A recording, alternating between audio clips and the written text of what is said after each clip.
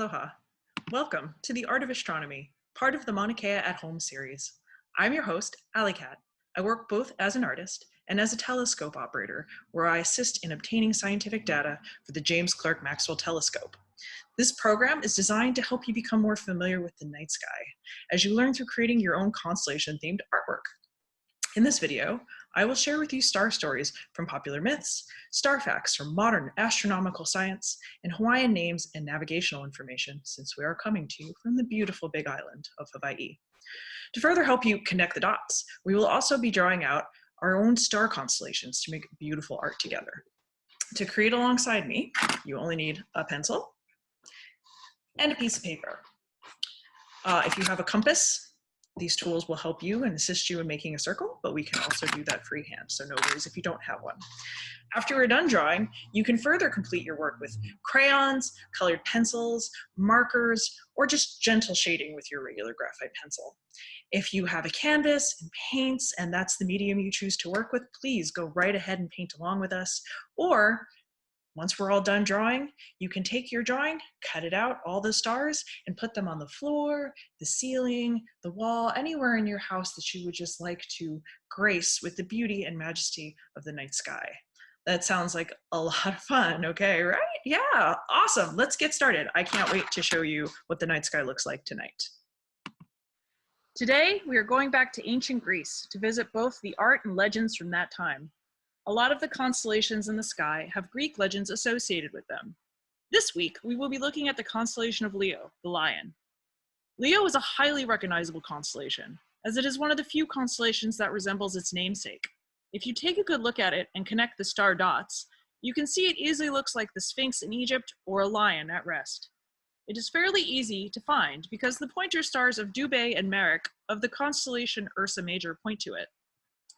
The constellation becomes visible in the northern hemisphere around the beginning of spring and is easily identifiable until it begins to set in midsummer. The alpha, or brightest, star in this constellation is Regulus, which also happens to be the 21st brightest star in the sky. It is approximately 79 light years from Earth, which means the light you see from Regulus today took 79 years to get here. It appears to be a single star, but it is actually a quadruple star system composed of 4 stars that are organized into 2 pairs, a double binary. In the sky, Leo lies between Cancer to the west and Virgo to the east on an 18-degree band of sky known as the ecliptic plane, which is the plane of the Earth's orbit around the sun. The ecliptic plane is also the path where other planets in our solar system travel along on their orbit around the sun. The Hawaiians refer to Leo as Hoku Pa. Say it with me, Hoku Pa. Not to be confused with Hoku Pa'a, which is the North Star.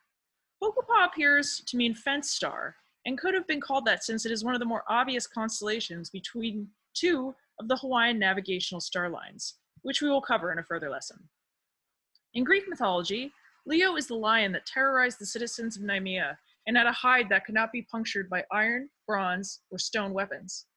Killing the Nemean lion was the first of Hercules' 12 labors, which, having broken all of his weapons fighting the man-eating lion, he finally killed it with his bare hands and placed it in the heavens as proof he had succeeded in his conquest.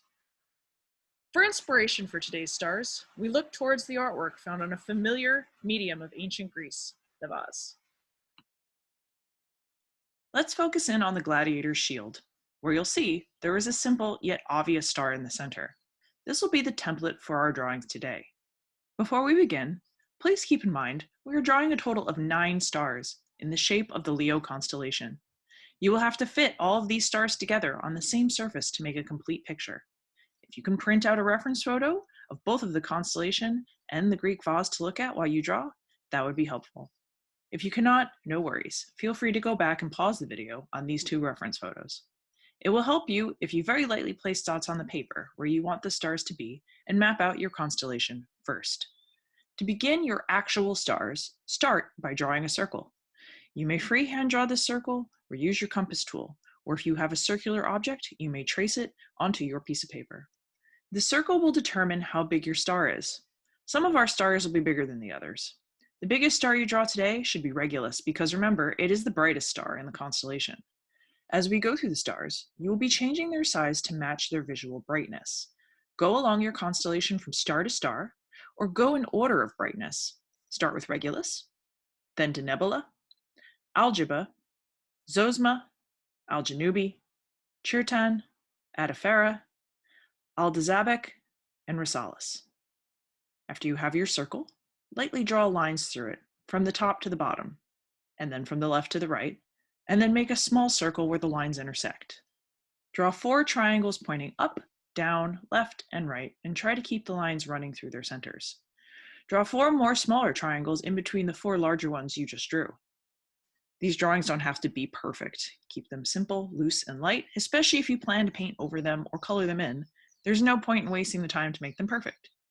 If you want to make your lines super straight and really clean, I suggest using a ruler and a well-sharpened pencil.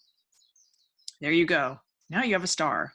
Go on to one of the other stars in the constellation and repeat at a smaller size.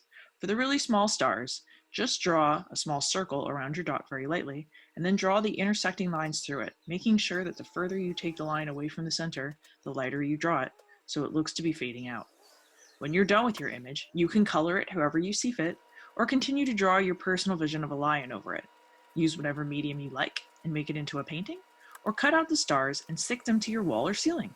If you decide to keep it together on paper, you can draw lines between the stars like connect the dots. This is where your imagination is free to roam like a wild lion.